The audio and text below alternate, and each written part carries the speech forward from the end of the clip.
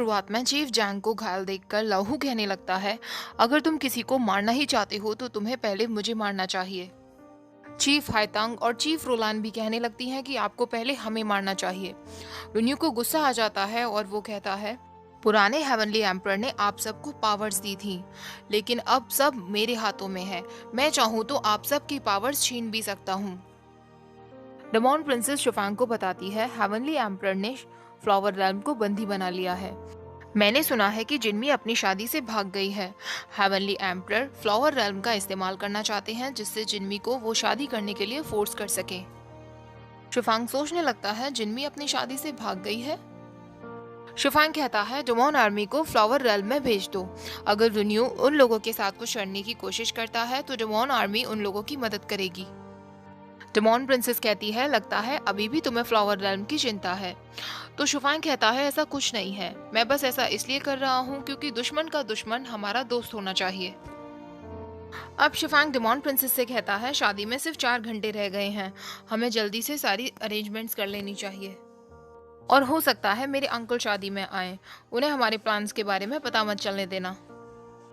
Moon motel जिनमी को बेहोश करके अपनी वॉन्ट में डेमोन पैलेस में ले आता है। अब मून मोटल वहां जाता है जहां सोहा तैयार हो रही थी और उसे बेहोश करने की कोशिश करता है, लेकिन वो बिल्कुल शॉक्ड रह जाता है। सोहा अपने रूम में जल रहे बर्नर की वजह से बेहोश हो जाती है। अगर ये सोहा थी तो मून मोटल ने जिस पर हमला किया वो कौन थी, ये जल्दी ही आपको पता चलेगा। अब शुफांग और सोहा की शादी का समय आता है।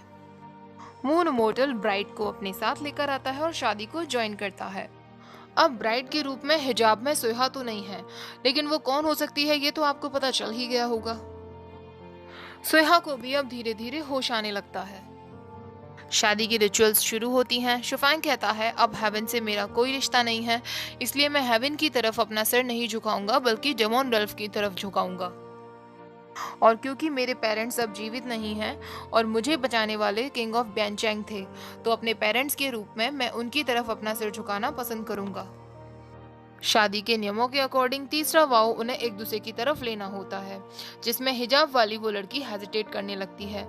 शुफांग कहने लगता है, तुम चिंता मत करो, मैं तुम्हारे पिताजी से माफी मांग लूंगा, क्योंकि शुफांग सोच रहा था कि हिजाब में वो लड़की डेमोन प्रिंसेस है, लेकिन शादी के जोड़े में वो लड़की जिनमी थी, जिस पर येन्यू ने बॉडी बाइंडिंग स्पेल कर रखा था, जिस वजह से जो येन्यू कर रहा था उसका असर भी जिनमी पर हो रहा था। अब मून मोटल कहता है, हेवन के नियमों के अनुसार शादी कंप्लीटेड हो चुकी है। लेकिन तभी डेमोन एल्डर किंग ऑफ किंगचैंग कहता है, मून मोटल, आप हेवन रेल्म से हैं, इसलिए शायद आपको डेमोन रेल्म के नियमों का नहीं पता। डेमोन रेल्म के नियमों के अकॉर्डिंग हार्ट टेस्टिंग स्टोन के टेस्ट को पास करना होता है, तभी आप शादी कर सकते हैं। डेमोन लॉर्ड और डेमोन किंग को अपने ब्लड की ड्रॉप उस स्टोन पर गिरानी होगी, और अगर स्टोन का रंग रेड हो जाता है तो इसका मतलब वो एक परफेक्ट मैच है और उन्हें कोई अलग नहीं कर सकता। लेकिन अगर रंग नहीं बदलता तो इस शादी को इनवैलिड माना जाएगा। शुफांग को याद आता है कि उस स्टोन को सोहा ने बदल दिया था, तो वो सोचता है ये नकली स्टोन है और उस टेस्ट को देने के लिए तैयार हो जाता है। अब दोनों जब अपने ब्लड ड्रॉप्स को उस स्टोन पर गिराते हैं तो वो स्टोन सच में रेड कलर का हो जाता है। तभी वहां पर सोहा आ जाती है और कहने लगती है, ये नकली ब्राइड है और ये स्टोन भी नकली है। डेमोन लॉर्ड, कोई हमारी शादी को बर्बाद करना चाहता था, किसी ने मुझे बेहोश कर दिया था। तभी वहां पर डेमोन प्रिंसेस आती है और कहने लगती है, तुमसे किसने कहा कि ये स्टोन नकली है। शुफांग उसे देखकर शॉक्ड रह जाता है, क्योंकि शुफांग को तो लग रहा था हिजाब में जो लड़की है वो डेमोन प्रिंसेस है। अब डेमोन प्रिंसेस सोहा से कहती है, क्या तुम्हारे पास कोई प्रूफ है कि ये नकली हार्ट स्टोन है? कल मैंने और डेमोन लॉर्ड ने तुम्हें हार्ट स्टोन को बदलते हुए देख लिया था, लेकिन अभी 2 घंटे पहले मैंने अपने 2 दोस्तों के साथ मिलकर असली हार्ट स्टोन को ढूंढा और उसे फिर से चेंज कर दिया, तो ये हार्ट स्टोन असली है। अब डेमोन प्रिंसेस शुफांग से कहती है, शुफांग, हार्ट स्टोन ने भी तुम्हारी ट्रू फीलिंग्स तुम्हें बता दी हैं, अब अपने आप से झूठ बोलना बंद करो। अब शुफांग वो हिजाब हटाता है तो वो देखता है वो लड़की जिनमी थी। फ्लैशबैक में हमें दिखाया जाता है, मून मोटल ने जिस पर हमला किया था वो सोहा नहीं डेमोन प्रिंसेस थी। डेमोन प्रिंसेस ने ही खुद को जिनमी से रिप्लेस कर लिया था। अब जिनमी फोर्सफुली अपने ऊपर हुई उस बाइंडिंग स्पेल को तोड़ देती है अब जिनमी शिफांग से कहती है, मुझे माफ कर दो, मेरी वजह से तुम्हारी वेडिंग में प्रॉब्लम्स आ गई। शिफांग भी गुस्से में कहने लगता है, इसे यहाँ किसने आने दिया। अब मून मोटल शिफांग से कहता है, तुम्हारा कहना है कि तुम डिमॉन रेल्म में पुनर्जीवित हुए हो, लेकिन क्या तुम्हें पता है कि तुम्हें पुनर्जीवित करने वाली जिनमी ही थी।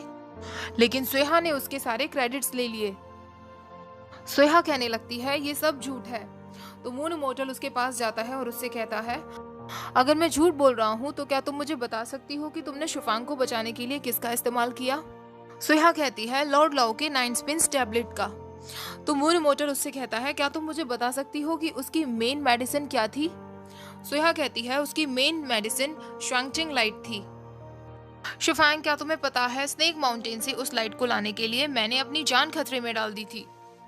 अब मून मोटल कहता है, क्या तुम मुझे बता सकती हो उस लाइट को रखने के लिए तुमने क्या इस्तेमाल किया। यहाँ पर स्वेहा चुप हो जाती है। अब मून मोटल शिफांग से कहता है, तुम्हें पुनर्जीवित करने वाली जिनमी है। तुम्हें बचाने के लिए वो अपनी जान खतरे में डालकर स्नेक माउंटेन पर गई थी। तुम्हारे लिए श्वांगचिंग लाइट पाने के लिए वो अपनी आंखों का रंग तक दे चुकी है।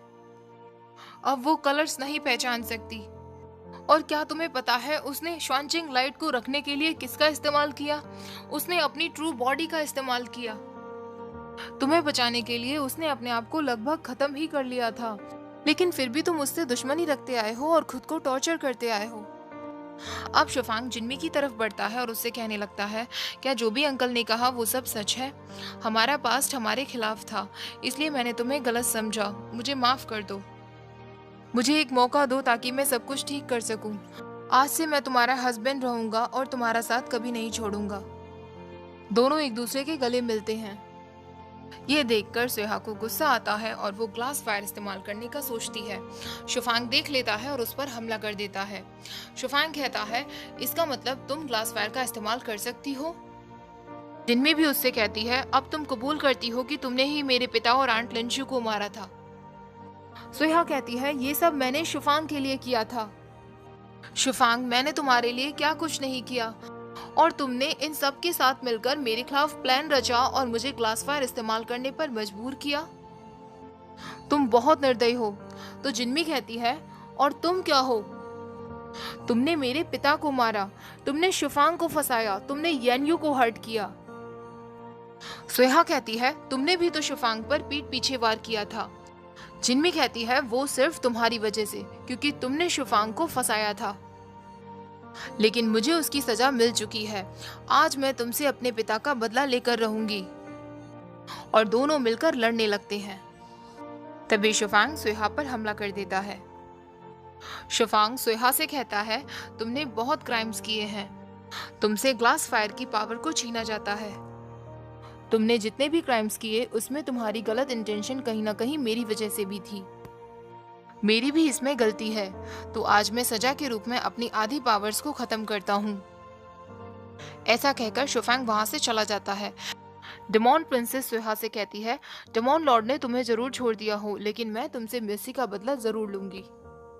लेकिन जिनमी उसे रोक लेती है और कहती है, उसे अपनी सजा मिल चुकी है। जिंदा रहना ही इसकी सबसे बड़ी सजा है।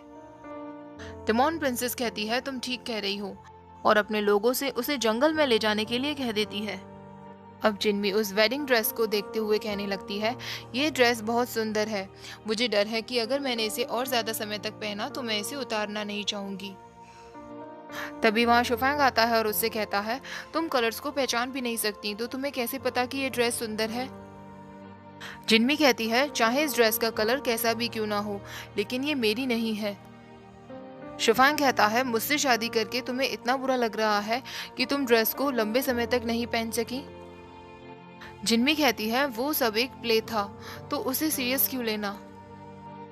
अब जिनमी उसे पेंग्यू देते हुए कहती है, रुन्यू ने तुम्हारी 9 स्पिन्स टैबलेट के साथ कुछ चेंजेस कर दिए थे और उसमें बायवे ऐड करवा दिया था। तुम प्लीज इसे खा लो, इससे बायवे का असर खत्म हो जाएगा। लेकिन शिफांग उसे खाने से मना कर देता है। तो जिनमी कहती है, ये आखिरी बचा है, ये 10,000 साल में एक बार ही उगता है, प्लीज इसे खा लो। शिफांग कहता है, तुम्हें क्या लगता है ऐसा करने से तुम अपने पापों से मुक्त हो सकती हो। जिनमी पेंग्यू को वहीं रखकर आगे बढ़ने लगती है। तो शिफांग उससे रुकने के लिए कहता है। शिफांग उससे कहता है, क्या तुम जानती हो मुझे तुमसे कितनी नफरत है।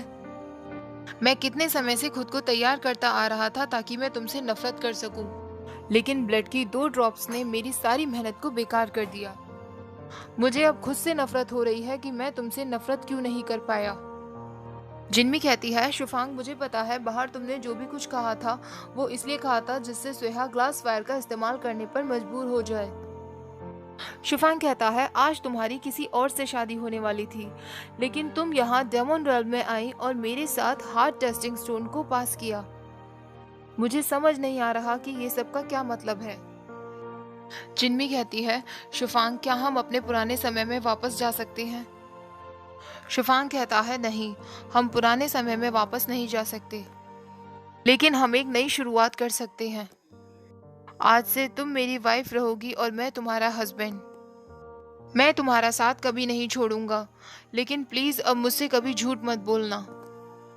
अगर तुमने कभी मुझे धोखा दिया तो मैं तुम्हें और खुद को दोनों को जान से मार दूंगा। इधर रेन्यू, जो कि डेमन रेल्म से युद्ध की शुरुआत करने वाला था, खुद को स्ट्रॉन्ग बनाने के लिए चुंची की आत्मा का इस्तेमाल करता है। जिनमी देखती है कि शुफांग युद्ध के कपड़ों में तैयार हो गया था। तभी वहां एक इंसान आकर शुफांग को खबर करता है, हेवन एम्परर अपनी आर्मी के साथ रिवर की तरफ बढ़ चुके हैं। जिनमी शुफांग से कहने लगती है, मेरा ट्रस्ट करो, मुझे नहीं पता रुन्यू ये सब क्यों कर रहा है। शुफांग कहता है, मुझे पता है।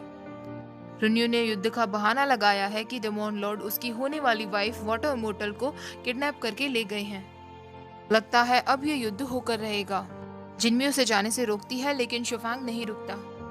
जब दोनों वहां पहुंचते हैं तो रुन्यू कहता है, मैं आज कोई युद्ध लड़ने नहीं आया, मैं बस वाटर इमोर्टल को वापस लेने आया हूँ। हालांकि रुन्यू ने पहले ही पूजन को कह दिया था, वाटर इमोर्टल को वापस लेने के बाद हम उन पर हमला करेंगे। शुफांग कहता है, वाटर इमोर्टल यहाँ अपनी इच्छा से आई हैं और हमने उन्हें एक अच्छे गेस्ट की तरह ट्रीट किया है। रुन्यू जिनमी से वापस आने के लिए कहता है, लेकिन जिनमी कह देती है, मैं यहाँ बिल्कुल ठीक हूँ और मैं आपके साथ वापस नहीं जाऊंगी। अब शुफांग कहता है, आपको शायद पता नहीं होगा, लेकिन मैं और वाटर इमोर्टल कल शादी कर चुके हैं। हमने हार्ट टेस्ट स्टोन को पास किया है और अब हम हस्बैंड वाइफ हैं। रुन्यू कहता है, ये सब बकवास है। सारे 6 राज्यों में पता है कि वाटर इमोर्टल हेवन एम्परर की होने वाली वाइफ हैं। तभी डेमन प्रिंसेस शुफांग को बताती है, हेवनली एम्परर ने फ्लोरा रेल्म पर कब्जा कर लिया है। उनका कहना है जब तक जिनमी वापस नहीं लौटेगी वो धीरे धीरे करके फ्लोरा रेल्म को खत्म कर देंगे। जिनमी कहती है, एम्परर आपने ऐसा क्यों किया? फ्लोरा रेल्म ने आपका कभी कुछ नहीं बिगाड़ा। तो रुन्यू कहता है, ये सब मैंने तुम्हें वापस लाने के लिए किया है, तुम वापस आ जाओगी तो सब ठीक हो जाएगा। लेकिन शुफांग कहता है, अगर मैं उसे वापस ना आने दूं तो रुन्यू कहता है, तो आज मैं तुम सबको जान से मार दूंगा। अब युद्ध की शुरुआत हो जाती है। जिनमी देखती है कि काफी सारे मासूम लोगों की जानें उस युद्ध में जा रही थी। जिनमी को बहुत दुख हो रहा था और वो सबसे युद्ध रोकने के लिए कह रही थी। क्योंकि शुफांग अपनी आदि पावर्स खुद खत्म कर चुका था, इसलिए वो रुन्यू के वार से घायल हो जाता है। जिनमी उसे रोकने की कोशिश करती है और कहती है, तुम्हारे घाव गहरे होते जा रहे हैं, प्लीज युद्ध को बंद कर दो। लेकिन शुफांग उसकी बात नहीं सुनता। अब रुन्यू चुंची की पावर्स का इस्तेमाल करता है। ये सब देखते हुए जिनमी को लॉर्ड दोमू की बातें याद आती हैं। लॉर्ड दोमू ने कहा था कि एक घायल टाइगर को अगर ठीक किया गया तो वो जंगल में बाकी सारे इनोसेंट जानवरों को खाएगा और उनकी जान ले लेगा। जिनमी को याद आता है कि लॉर्ड दोमू ने कहा था उसे एक दिन मरना ही है। जिनमी सोचने लगती है, मैं वही घायल टाइगर हूँ जिसकी वजह से इस युद्ध की शुरुआत हुई है और इनोसेंट लोगों की जानें जा रही हैं। तो जिनमी डेमन रेल्म और हेवन रेल्म के इस युद्ध को रुकवाने के लिए शुफांग और रुन्यू के बीच में आ जाती है और अपनी जान दे देती है। शुफांग तुरंत जिनमी को पकड़ लेता है। जिनमी शुफांग से कहती है, मेरे लिए लड़ाई मत करो। शुरुआत से एंड तक ये सारी लड़ाई हम तीनों के बीच की थी। दूसरे लोगों का इससे कोई लेना देना नहीं है, वो सब इनोसेंट हैं। रुन्यू, मुझसे वादा करो कि तुम पहले जैसे हो जाओगे, जिसके अंदर कोई नफरत नहीं थी, जो एक जेंटलमैन था। रुन्यू कहता है, मैं वादा करता हूँ। अब जिनमी शुफांग से कहती है, फीनिक्स, बस एक बार कह दो कि तुमने मुझे माफ कर दिया। शुफांग कहता है, मैंने तुमसे कभी नफरत नहीं की थी, हमेशा मैं अपने आप से नफरत करता आया था। अब जिनमी उसे थैंक यू देते हुए कहती है, फीनिक्स, मुझे वादा करो कि कल सुबह होने से पहले इसे खा लोगे। तुम मेरे बिना अच्छे से जियोगे। काश हम पुराने समय में वापस जा पाते, जब मुझे प्यार के बारे में कुछ नहीं पता था। मैं तुम्हारी रीडिंग असिस्टेंट थी और मैं हमेशा खुश रहा करती थी। दुख की बात है कि अब हम कभी भी पुराने समय में वापस नहीं जा पाएंगे। अब जिन्मी को याद आता है, लॉर्ड दोमू ने उससे कहा था, जहाँ प्यार होता है वहाँ दुख और दर्द मिलता है। तुम्हें प्यार से दूर रहना होगा। जिन्मी मरते मरते कहती है, अगर प्यार साथ में है तो दुख और दर्द से कैसा डरना। रुन्यू भी वहां से चला जाता है और कहता है कि अब मैं डेमोन रेल्म में कभी वापस नहीं आऊंगा और डेमोन रेल्म और हेवन रेल्म के बीच एक बाउंड्री रहेगी। जिन्मी के बिना शिफांग की बुरी हालत हो जाती है। फ्लावर रेल्म में भी सारे फूल मुरझा जाते हैं और किसी को विश्वास नहीं होता कि जिन्मी अब इस दुनिया में नहीं है। और इसी सैड एंडिंग के साथ ये वाला एपिसोड भी खत्म हो जाता है। अब इस सीरीज के केवल 2 एपिसोड रह गए हैं और फाइनली हमारी ये सीरीज खत्म हो जाएगी। जिन्मी ने हेवन रेल्म और डेमोन रेल्म के युद्ध को खत्म करने के लिए अपनी कुर्बानी दे दी। अब ये देखना होगा कि बाकी के दोनों एपिसोड्स में क्या होने वाला है। क्या जिन्मी वापस आएगी? क्या जिन्मी और शिफांग फिर से मिल पाएंगे?